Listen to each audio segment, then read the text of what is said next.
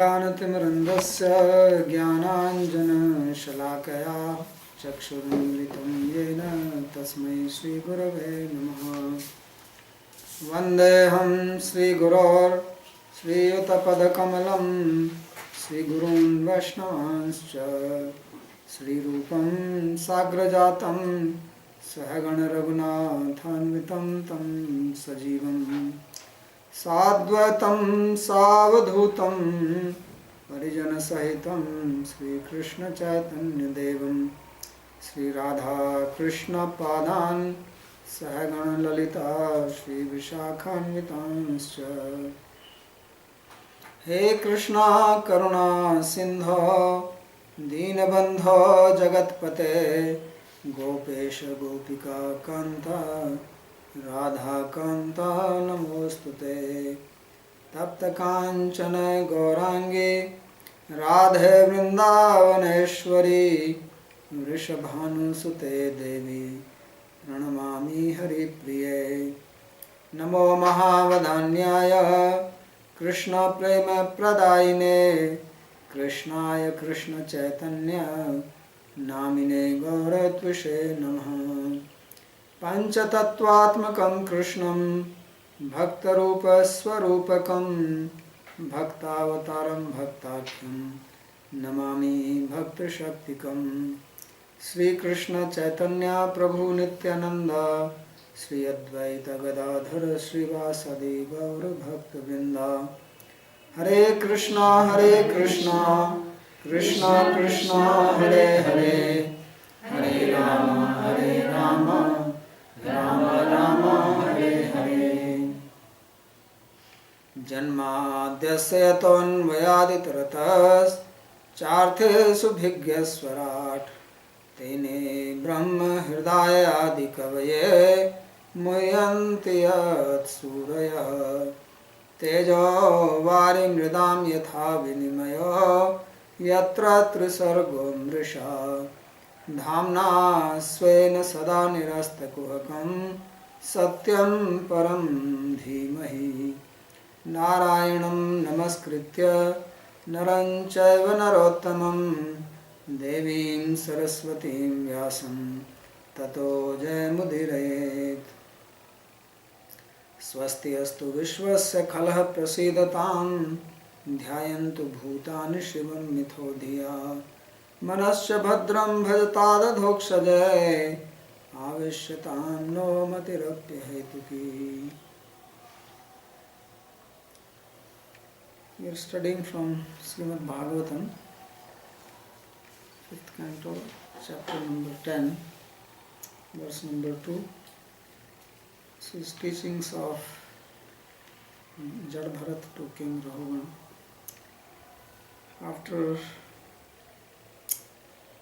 Jad Bharat spoke to the king and king tried to reply back from his own concept, because Jad Bharat said that although he is carrying the palki, but it is not that he is carrying it, it is only the body.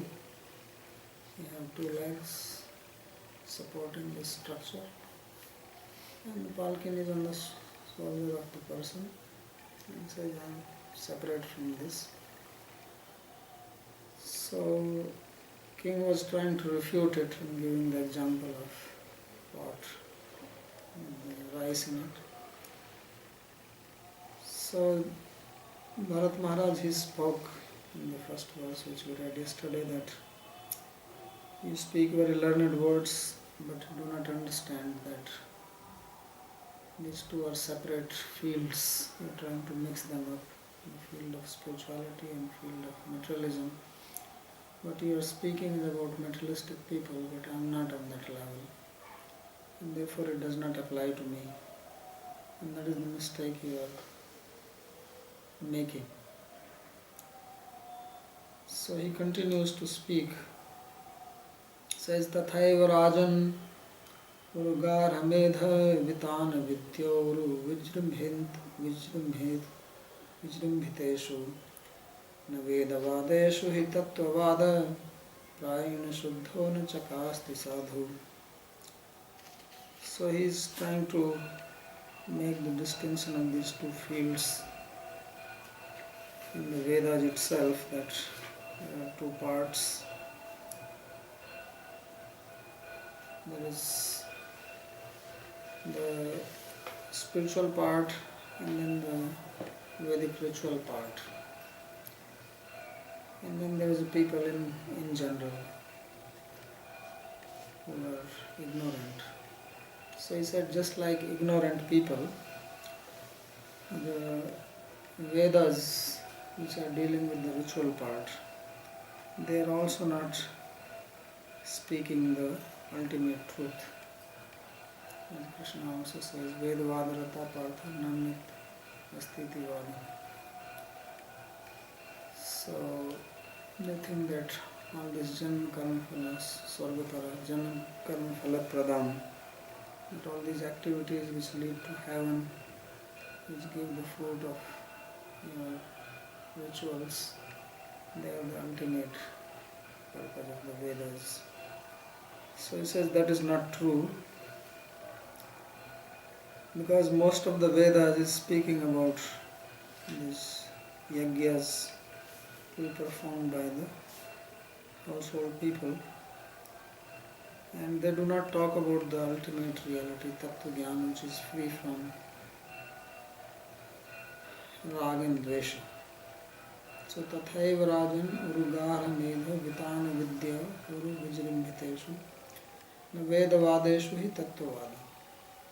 So in Bhagavad Gita, Krishna says that Tragunya Vishya Vedanis Tragunya Bhava. So there is a lot of talk of materialistic rituals trying to fulfill material desires. So that is not the tattva, that is not the essence of the Vedas. The essence of the Veda is in the Vedanta, in the Upanishads. So nanu mimamsakaha karma phalat swarg sukhad atiriktam purushartham na manyante iti ataha kim tattvadena iti chet satyam. So now if the king is raising a doubt to what he has said in the previous verse, then the present verse is spoken, and the doubt is as follows, that there is a school of philosopher called Mimamsakas or Purva Mimamsakas, and they study the ritual part of the Vedas, the Brahmanas and the Samhitas, and they have analyzed it, and they say that the purpose of life is to follow the injunctions of the Vedas, and the injunction of the Vedas is to perform your dharma, and this dharma is mainly related with yagyas. So he says that they say that if you perform all these yagyas and follow your duty, then you will go to heaven and you will be happy. And there is nothing else which the Vedas speak of. So what tattva are you talking about? This absolute reality, spirituality, I don't understand. So then Bharat Maharaj speaks the present verse. So in other words, Bharat's life is actually depicting the difference between the Vedic ritual and the Vedanta. Because he was also a king before, following the Karma Kanda part. And then he gave up and took to devotion, to Vedanta. So now he is established in Vedanta and he is speaking to the king who is still in the Karma Kanda. So this is basically a dialogue between Vedanta and Karma Kanda, the rituals and the spirituality. So he says that Teshu Agyesu Anadhikarisu Tattvopdesho Nayam Samuchita. He says that these people who are not highly qualified or developed, then it is not appropriate to speak about philosophy to them. So, na buddhi bhedam janiyed jnanam karam sanginam joshiyet savakarmani vidwan yukta samajkara. Those who are not qualified to understand the spirituality, better not to disturb their mind unnecessarily talking philosophy to them.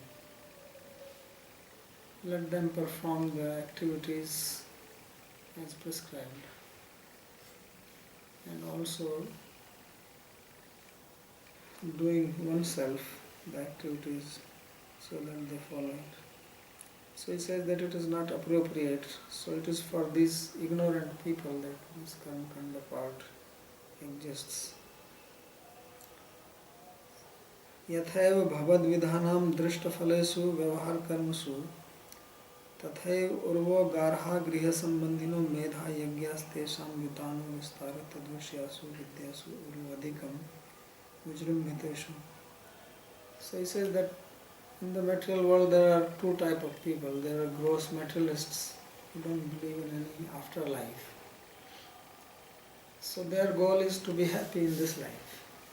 This is what the modern civilization is, that they are not concerned what will happen after we die. So they engage and they are interested only in the drishtaphala, means the visible effect we see in our life now. Not that I do some pious activity now and then I will get the result in next life. That is adrishta, that is not visible to me, so they don't believe in that. So he says that these people obviously are not interested in philosophy, they just want to be happy now and here. And then there are some who believe in next life, but they engaged in pious activities or rituals so that they can go to heaven and enjoy that. And then there are a third type of people who are interested in knowing what is the ultimate reality. So he says that the Veda is speaking also about the second class of people. And therefore there is a lot of description of activities, yajnas, chanting of the mantras. Teshu vilasiteshu vedavadeshu adrishtphaleshu api karmasu nanischitam tattvado na chakasti na prakashati.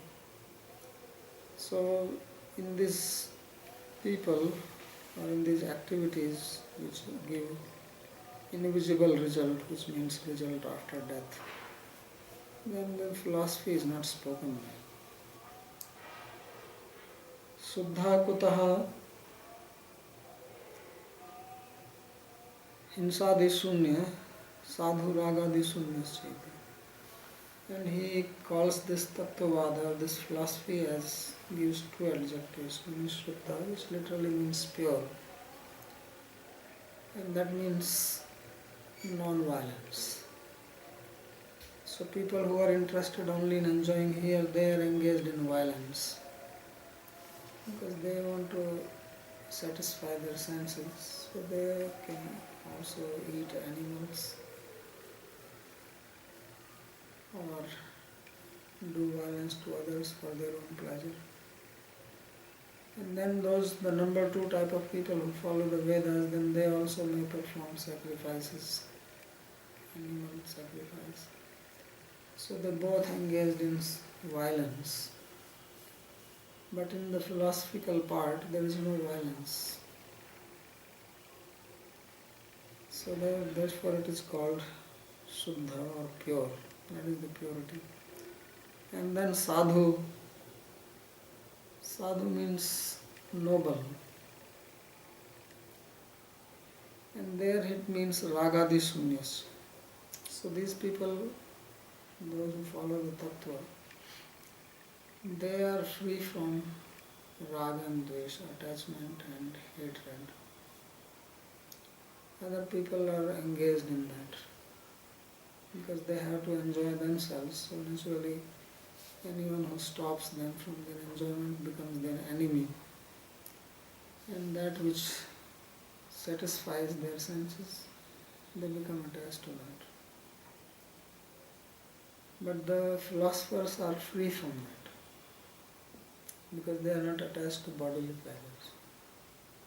So the real darshanikas, real tattvadis, they are free from raga and dvesha.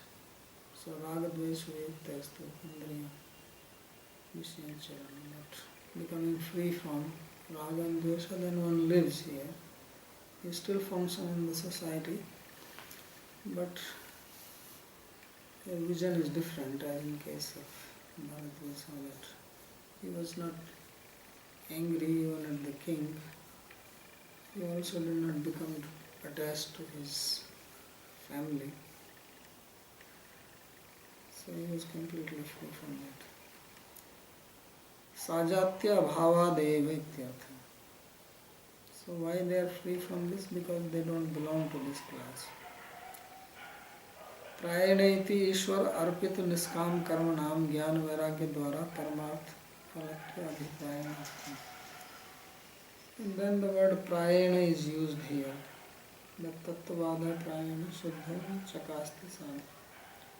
But usually this philosophy which is free from violence and free from raga and dvesha, hatred and attachment, it does not shine in the Karamkanda part. So why prayana? Because there is a little bit talk there. That means if one is following the path of karma, if one performs it in niskam karma without the idea to enjoy the fruits, then that will also lead to perfection. Karmane sansiddhi astita jankane. Swasva karmane virate sansiddhi yati mana. Krishna says that by doing karma, but their karma is not sakam karma or dualistic karma, karma with the intention that I am separate from God and therefore I should enjoy separately. That's what brings bondage. But if one performs karma yat karodi asnasi yat josi dudasi yat tapasya si konte tat kuru samadarpanam as an offering to God, then that karma becomes purified. Then it is not cause of bondage. Nam karmani limpanti name karma phala spriha. So when there is no spriha or desire for karma phala or for the fruits, then the karma is not a bondage. So if one is following the path of karma with this intention, then that will also lead to perfection. And same is also the path of jnana and vairagya.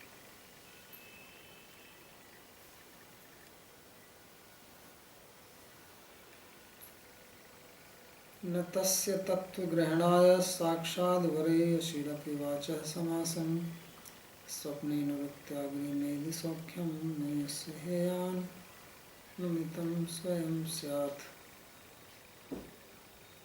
So he says that speaking to such people,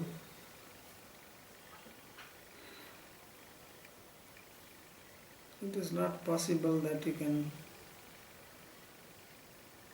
infuse philosophy into the hand of such a person. Those who are very much attached to the karma or the fruits of their actions, they are called karma jada. Their intelligence becomes like a piece of stone, so you cannot enter into it. So he says, Natasya tattva grahanaya sakshad variyashi rapi vacha samasam. That even good speech, which means even philosophical talk, is not going to make him understand tattva. So such materialistic people, if you give talk, spiritual talk to them, then they will fall asleep immediately. Because this is not their field. This is the best medicine for them to sleep. So many times I hear from people, devotees, they say that as soon as I take the book and read, I fall asleep.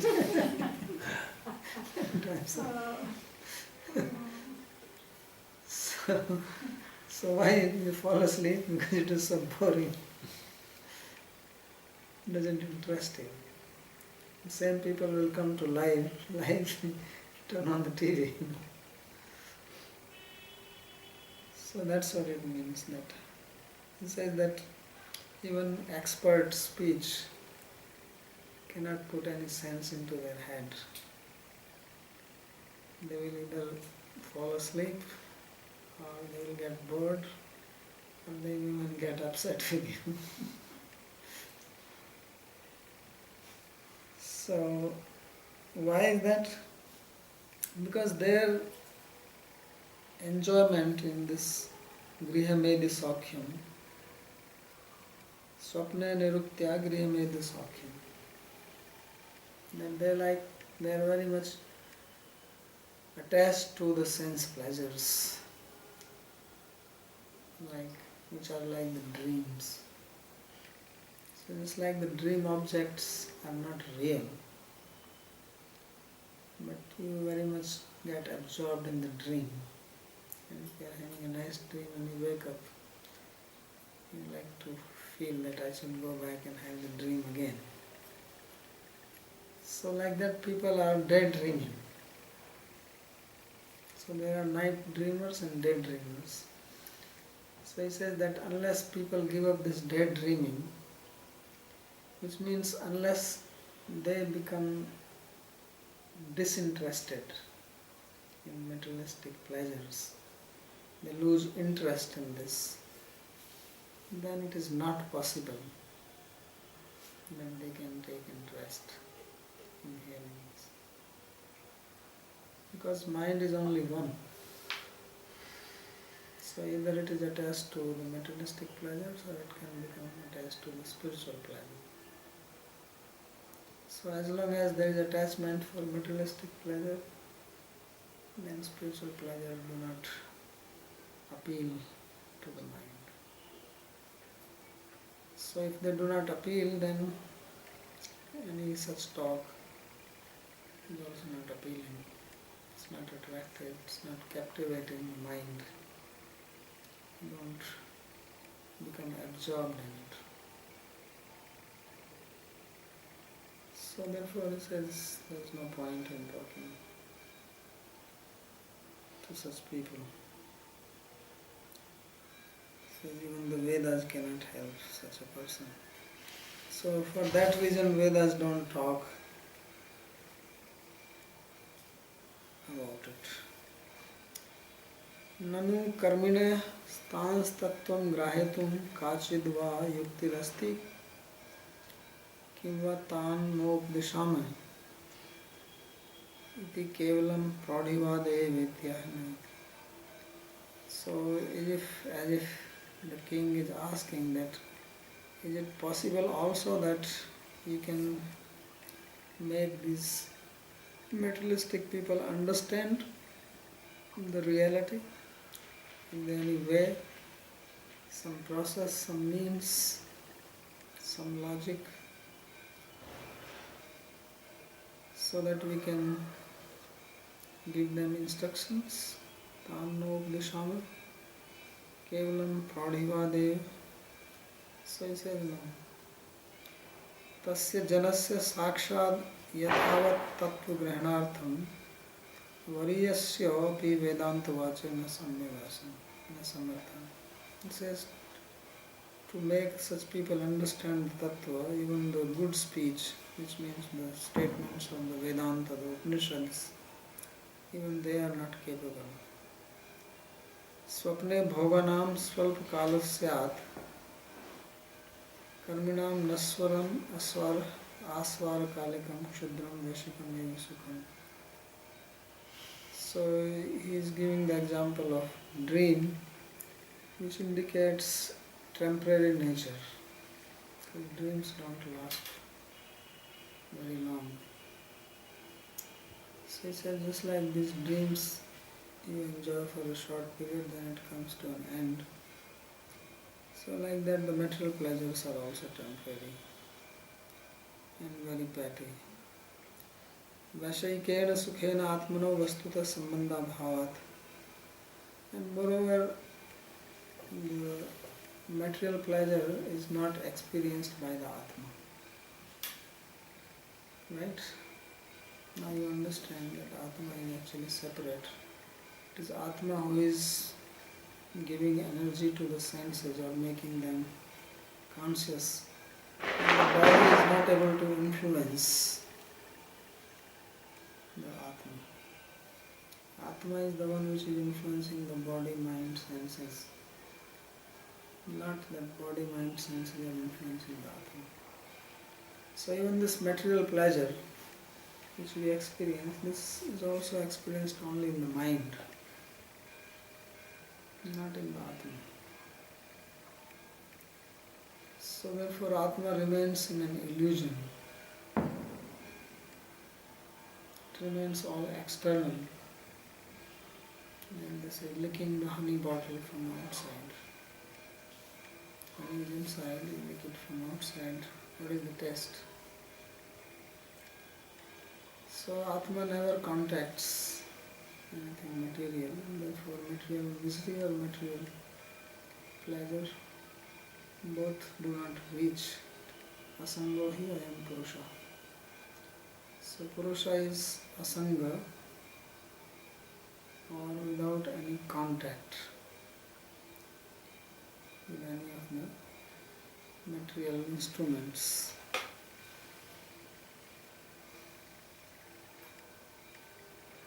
So that is another thing.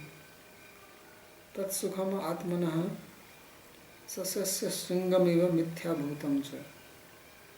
So he says this happiness, material happiness, is just like the horns of a rabbit. See, there are few examples quite commonly given in the Vedic literature. One is called Akasha Kushan, means the sky flower. So there is no sky flower. There is no flower in the sky. Therefore there is no fragrance from it. And other one is the horn of a rabbit. Means things which don't really exist. So he says that this material pleasure is just like that. There is no real pleasure. It is an illusion of pleasure. So paranam tap sanskar dukhe sarvameva dukkham vivekina. Patanjali says in the sutra that all this so-called happiness is also dukkha, this is also suffering. But not for the ignorant person. Ignorant person takes pleasure. So like he may drink and then fall into the gutter. He feels his pleasure in I was in Lithuania, in one town, and I gave lecture. I came out, it was evening. There was one man lying on the street, completely high, and he has passed urine in his own pant, and it was cold, but he was happily lying there. So this is pleasure. This is also a type of pleasure.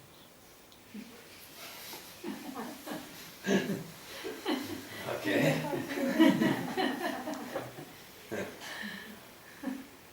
So for us it is not, but this guy is enjoying it. He's happily lying. So this is called rabbit's horn. Rabbit's horn.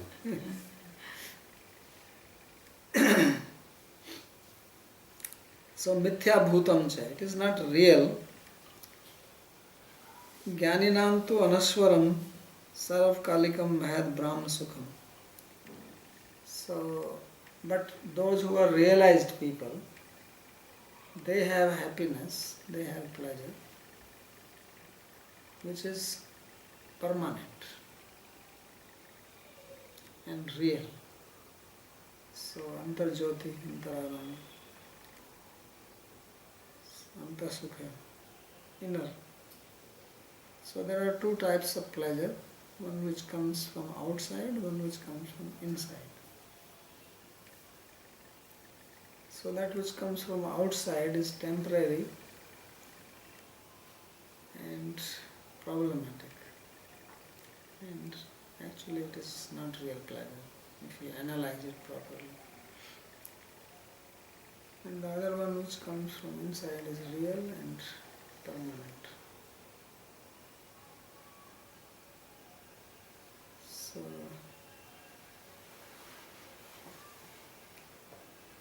Bahya Sparsha, Inda Sparsha Subhai Bahya Yavindate Atmani Sukham, Sa Brahma Yoga Yukta Atma. So that is Brahma Yoga Yukta Atma. You are united with the Absolute. And Vindate Atmani Yat Sukham, happiness which comes from the spiritual platform. So that's what he is talking.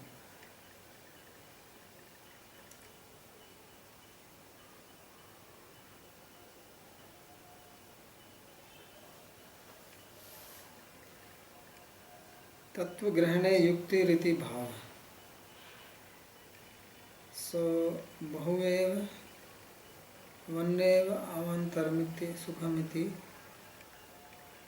vannevantaram esha eva tattva grahane. So he says that this is the only yukti, this is the only thing which you can explain if someone can understand it. There is no other way to make one understand. Yavan manoraj sa purushasya sattvena vatam sa vanuruddham cheto bhirakuti bhiratanoti nirankusham kusulam chetaramba. So he says, as long as the mind is overpowered by desires, by the influence of Sattva, Rajas and Tamas, and this remains under their control, so then this mind makes one perform activities, good or bad, through one's cognitive senses and working senses, because then it is not under one's own control. Cheto bhir akuti bhir atanoti nirankusham kushlam chetaranga. So people are always engaged in activities. Kashichanamapi jato tishtatya karamkrit. They are always doing something. And that either brings some happiness or brings some suffering. They are the two outcomes. And we are performing this by the influence of our own mind. So some desire originates in the mind, then we decide to fulfill that desire, we perform action, and then the result may come as you desire, may not come. If it does not come as you desire, then you suffer. And if it comes as you desired, then also you suffer. So this is what we keep on doing. Because sometimes we are performing activities under the influence of Sattva. We are peaceful, we want to do good to others, we want to do some welfare. Sometimes we are Rajasic, we are doing activity out of anger, attachment, greed, possessiveness. So we exploit others, or we cheat, we deceive. Or we are doing activities in town, just harming ourselves, drinking, smoking. So this is all because of the mind. Mind becomes influenced by these three gunas. and makes us perform. Nanu evam sadbhi prabodhita api praya sarve jana vaishayike sukheva pravartmana katham drishyante tatra. So he says that why is that what you are saying is right. I understand that there are two types of pleasures, material pleasure and spiritual pleasure.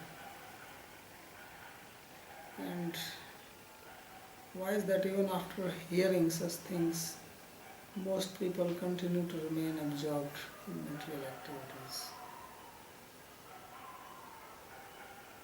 Logic says that if you have understood that something is not proper or good for you, not beneficial, then you should give it up. But it does not happen practically like that. So what is the cause for that? And then the question is posed. So the answer is given in this verse. Yavan mano rajadibhir anuruddham sambaddham bhavati tavattan mano nirankusham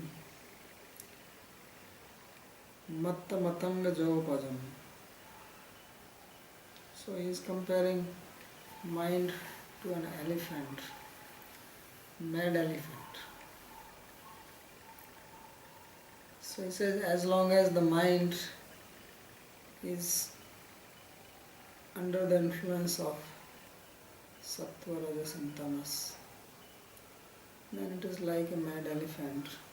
So elephant is controlled by the god. You have seen with the elephant drivers, mahouts, they sit on the top of the elephant and they have a sharp instrument like a knife. So that is the only thing which controls, because the head of the elephant is very soft.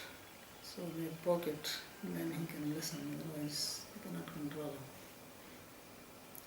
him. And to control a mad elephant, it is very difficult. So he says the mind is like that. So just like if you tell mad elephant, be quiet, sit down, he is not going to listen. If the elephant is normal, because elephants are trained. In India they have pet elephants. In America they have pet dogs. Here they have pet elephants. So you tell them to sit down, he sits down. Tell him to get up, he gets up. And then you sit down on top of it. Say walk, he will walk. But if he is angry, then he will trample you. So it happens many times. And they are very powerful. They can smash. So mind is also like that. It's very powerful. And it does not listen. So it is nirankusha, means without any control. So as long as it is without any control, then there is no question that they can listen to some good advice. Satpurushasya, so they will not take the good advice, good counsel. Kuslam dharmam itaram adharmam va atanoti. So then it keeps on performing so-called good and bad deeds. Kai chota bhir gyanindriya yakutu bhi karmendriya cha gunmayam mana eva balad vivek adikam api nigirya punya pap karma pravati. So it is by force that the mind makes one perform activities, and the Atma, the Purusha, has no control over it. Absolutely. There is nothing which can be done about it unless one restricts the mind. So as Krishna says, Kamesha Krodhesha Rajagun Samudbhava Mahasano Mahapapma Vidhenam He Vairina. That this Kama Krodha, which are coming from Rajagun, and they are the enemies, and they are the one which make the person perform improper or undesirable acts. Undesirable means which will lead to undesirable result, which means suffering. Because basically what we don't want is suffering and what we want is happiness. So that's what happens.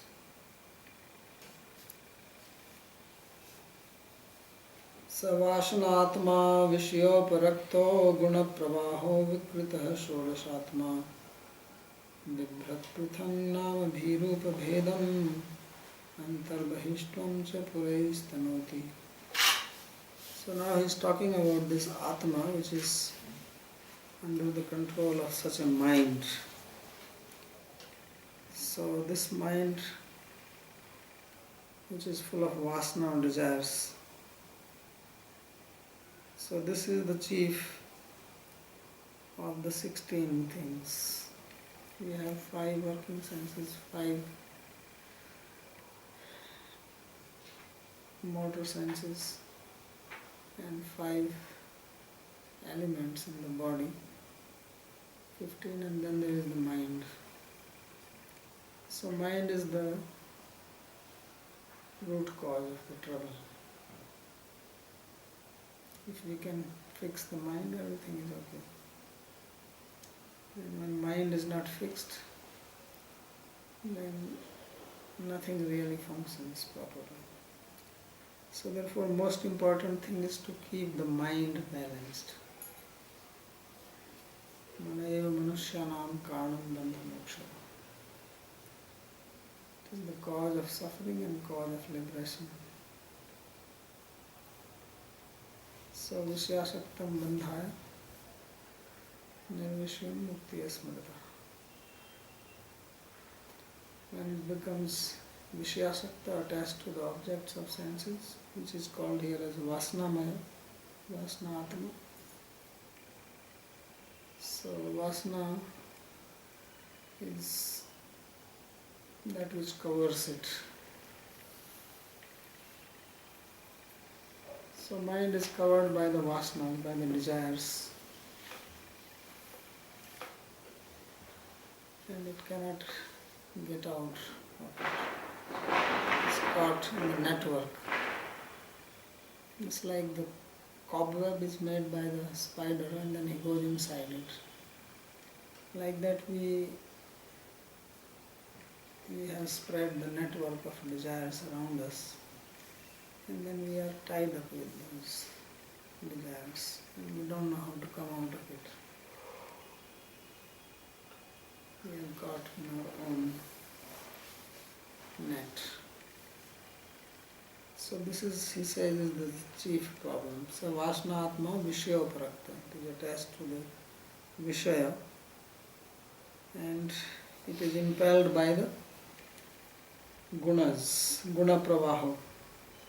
So these gunas of Prakriti, they are flowing, which keeps on changing. Sometimes sattva, sometimes rajas, sometimes tamas. And we are continuously influenced by this. So then we become engaged in all vikari, temporary things. Vikrita shodasatma. And bibhrat prithang nama bhi rupa bhedam antar bahishtam shapurais tanut. So then it is known by different names. Sometimes it takes the name of God, angel, sometimes human beings, sometimes animals, and goes on taking births one after another. So most important thing is to take care of the mind. If we can take care of our mind, then our life is successful.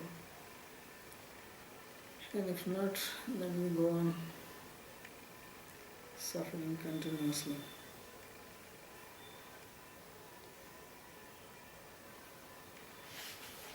So Sri Vishnu Chakravarti says, Tatascha savasana atma punya pap vasana yukta atma manah vishaya parakto anuviddha. So this mind, which is endowed with the desires for pleasure, which manifest in sinful activities or pious activities, it is completely pierced by the sense objects. Ateva guna pravaha, and therefore it falls into the flow of material gunas. Gunair itas tatas chalyamana. So it is tossed around. Flow of guna means that the gunas are throwing it here, there. You are sitting peacefully in your room, suddenly get a desire, I want to eat ice cream. So then you get up and go to the shop. And there something else happens. Another desire comes. So then it makes you run around, it throws you around. And if you are being tossed in the flow of river water, that is the meaning of pravaha. Ateva vikrita kamadi vikarvan, and therefore it does not stay peaceful. Actually, it is very interesting that the mind is a product of sattva. Sattva guna. And sattva means peaceful. So the basic characteristic of mind is to be peaceful. But because of the gunas, the influences of the gunas, it is never peaceful. It's always disturbed. So this means it always remains in its unnatural state, vikar, vikrita. Kamadi vikarvan, so desires, anger, greed, fear. So sodasheshu bhutendriyeshu mukhya rupa bhedam. So among the 16 things, senses, body, etc., this is the chief. And then because of this you get different types of bodies. Because depending on the constitution of the mind, then you get next birth. Whatever is the guna influence in the mind, then that mind will take you to next body. Urdhvam gachanti sattvastha madhye tishtanti sa rajasa jaganya guna vrittistho adho gachanti tamasa. If mind is predominated by sattva, you move up to higher species of life. If it is overpowered by rajagun, you remain in the middle, human. And if it is predominated by tamas, you go to the lower species of life, subhuman life. So dadhat purais tairev sharir hetuvi. So the bodies are called like the cities, apartments. So it's like you have a house or you rent an apartment according to your capacity. If you make more money, you may live in a good apartment. If you are poor, you may live in a broken apartment. So like that, the body is like an apartment or like a city. And Atma is given one type of body to live and enacts its karma through that. Antar bahirmukham utkrishtvatvam nikrishtvatvam cha tanava. So high and low species, nam bhiriti refloke dirghabhava. So this is how we keep on going from one birth to another birth, from one species to another species, unless you decide one day to stop this cycle. So this is the chakra. So we'll stop here if there is another question. There will be class at 7:30 if anybody wants to attend. So Prabhuji, essentially what you're saying, if one allows one's mind to continue to just think, feel, and will all the time, you're caught up in that cycle of being just all entangled with your ego, right? Because the mind is always thinking something, feeling something, and willing something, and then based on that, stuff happens to people, and people do stuff.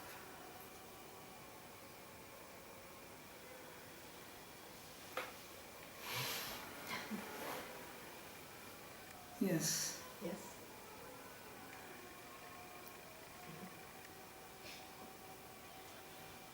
Yes? No? Yeah, mind is that which is making us do things. It can be your worst enemy.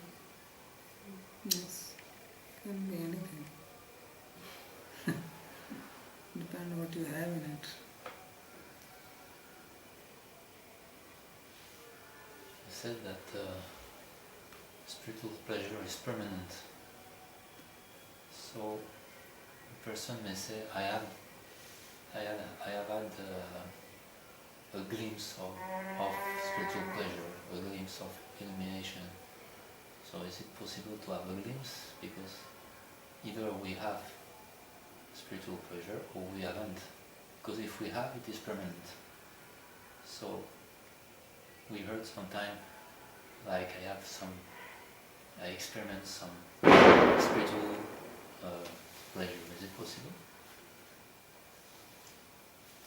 Yeah, because you see, we are going from material to the spiritual. So this transformation is not just like one step. Hmm. So you can have that. You have to come to that. When I say it is permanent, means once you have attained that stage permanently. Hmm. It's like when the light comes, sun rises in the east. It's not that suddenly there is dark and then it appears, suddenly the sun comes out. Right? There is first dawn.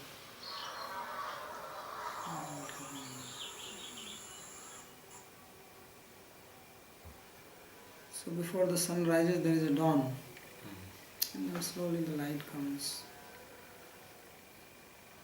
So it's like, so in between also you can get a peek of it.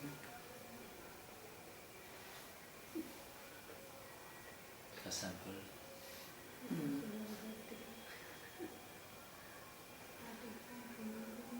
Is it the same for bhakti? This natural tendency to serve we may have and lose it for some time or less, because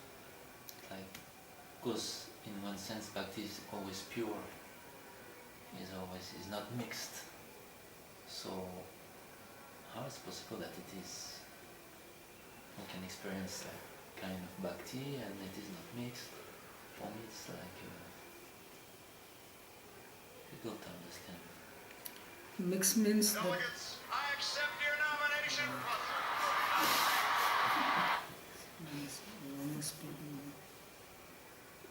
you should always stop that previous one because it creates problems. Once you get the screen, the other one stop. The light fails, something happens.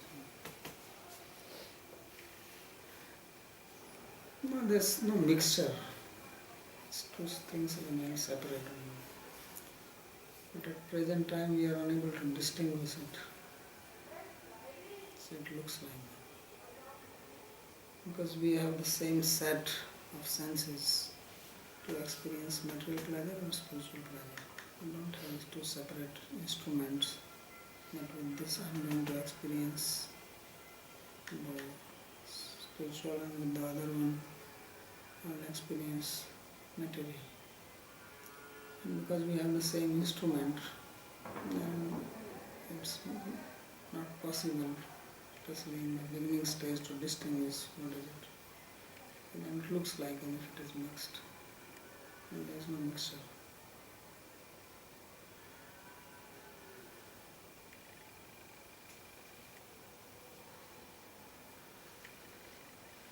Yes. So, what really happens when let's say, the mind gets in contact with either the name or the scriptures, or mantra, and then suddenly it goes in deep tamas. Why happens like that? I mean, as you were saying that can happen that people, as soon as they open a book, Because they were not sleepy, and suddenly they just go into deep tamas with it. Because two things happen. One is that we don't have interest in it. Therefore mind becomes bored. So then boredom is tamas. And second is that mind also becomes relaxed. And after relaxing it goes into tamas. So that's what happens. It's a real physical mechanism. Yeah. And this shows Because we have not yet contacted the spiritual energy, otherwise it will not happen. but it happens also only for a few seconds. It can also happen for a few minutes. Enough for a few seconds to fall asleep. No You'll sleep. problem. It's better than a tablet for sleeping. Why do you say that it happens only for a few seconds? No, sometimes happen to me when I chant. Then sometimes maybe the mind slips out somewhere. And then, there is kind of, but it's only for maybe a few seconds that you know. And then comes that. Yeah, that depends on the state of mind.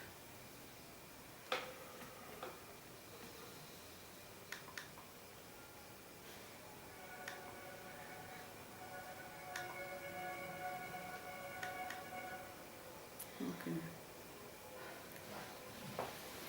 So, what was it? 7:30. You want to eat?